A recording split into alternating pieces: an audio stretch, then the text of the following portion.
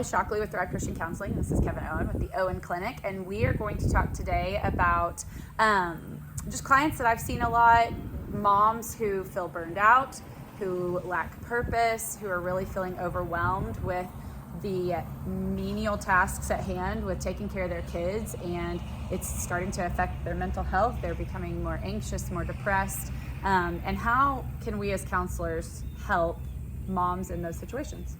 Really one place that I begin with those situations is, how do you make your world bigger?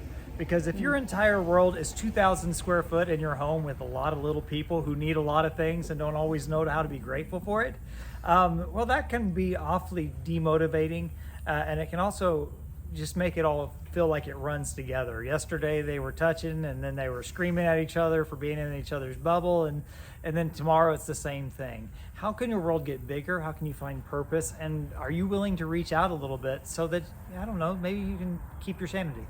Yeah, I agree. Connection is key to surviving those years whenever it feels like all we do is change diapers and do laundry and make meal after meal after meal. But sometimes just being able to share all of those with somebody who you trust, especially in a counseling setting, is a huge relief, because a lot of times moms have mom guilt, and we feel bad for not loving the life that God gave us with these children, and feeling like every single day is just beautiful and wonderful. And so we shame ourselves, and we don't allow ourselves to just be real and to be honest about how hard it is to do the thing that God has called us to do at that time. So sometimes just being able to talk about it in a vulnerable setting with somebody who is not going to judge you for it is the key to kind of finding that peace in the moment.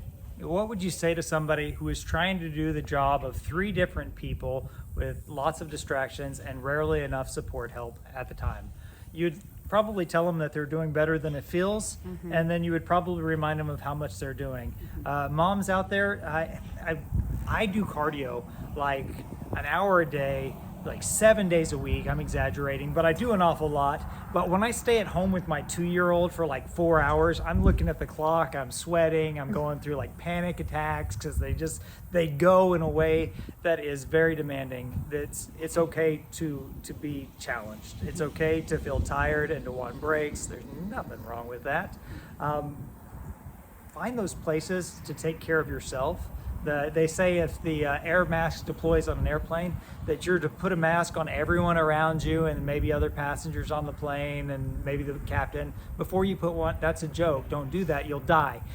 Put it on you, and then take care of the other people. And you need to take care of yourself too. Yeah. There's nothing wrong with you getting that time for you, that time for exercise or growth or spiritual enrichment or whatever it is. Take care of you too, so that you'll be better for everyone who needs you to be Supermom.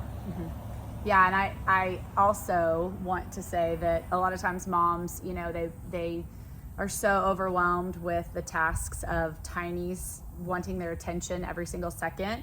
And so the thing that we all want to do whenever we get a tiny break is numb out.